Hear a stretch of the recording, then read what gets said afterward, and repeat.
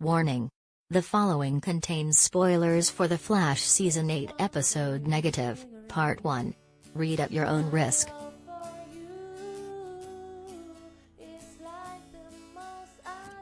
The Flash is just one episode away from closing out Season 8, and I'm not sure I've ever been more confused by this series than I was by Negative, Part 1. The CW drama just delivered a most baffling WTF hour of television, complete with some major implications after whatever happened, happened. And that's saying something for a season that unceremoniously killed off Killer Frost and used a Robbie Amell guest spot to make it happen. Fortunately, star Tom Cavanagh has some comforting words for fans who are confused as hell after the penultimate installment, which essentially amounts to anyone who watched.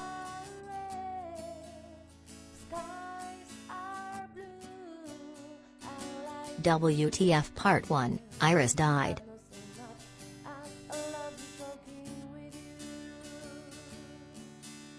It was known going in that Negative, Part 1 was the first episode of a two-part Season 8 finale. I expected a cliffhanger, but nothing prepared me for the unpredictable final moments that really turned this whole season on its heads. As Barry was about to punish the opposing Still, Strength, and Sage Force avatars with some devastating lightning at the end of the episode, a time-traveling Iris suddenly appeared in front of the killer Voltage and absorbed the full impact. Barry rushed to her side, but he was apparently too late to do anything about it. Iris was dead, again, because the Arrowverse, and it doesn't look like she's coming back. That alone was enough to draw reactions from fans.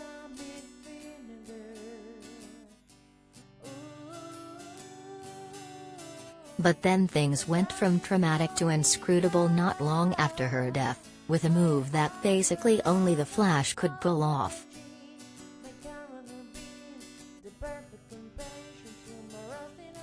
WTF Part 2, Iris ghost particled into both Dawns.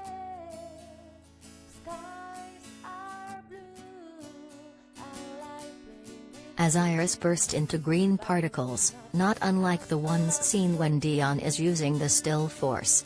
Those particles then flew into Matt Letcher's good version of Bard Thawne, who willingly received negative Speed Force particles earlier in the episode to help aid Barry in the fight.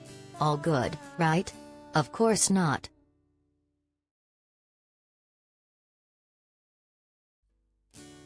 It didn't seem at all like ghost particle Iris helped to soothe Letcher's Thawne, who let out a blood-curdling scream upon absorbing it all. He then began to tear away at his face, ultimately revealing Tom Cavanagh's Bard Thawne underneath, like a metahuman stacking doll. I was shocked, to say the least, and I was far from the only Flash fan feeling that way.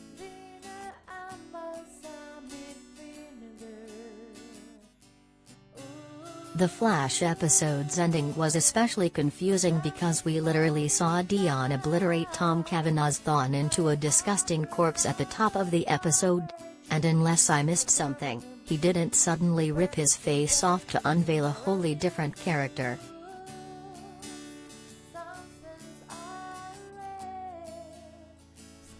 Tom Cavanagh says don't worry about it.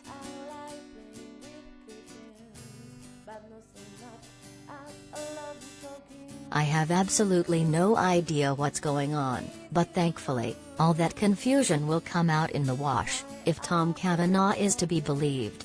The actor spoke to TV Line, whose own confusion sparked a question about what the hell actually happened there, and while he obviously didn't dip into super spoilers, he did put it out there that this will all make sense eventually. In his words,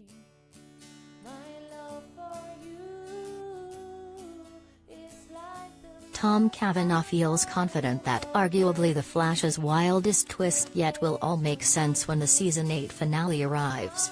I certainly hope so, because I would hate to have to wait another season to find out whether or not Iris will remain dead, how Cavanagh's Thawne returned, even if we knew a return was inevitable, and what any of this ever had to do with time sickness, all by the end of this final hour.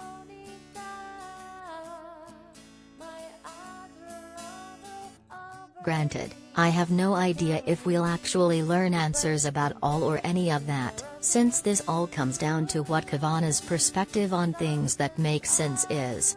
So perhaps it's just a matter of having a little faith in the show's creative team, which hasn't always been a surefire plan in the past, but so it goes.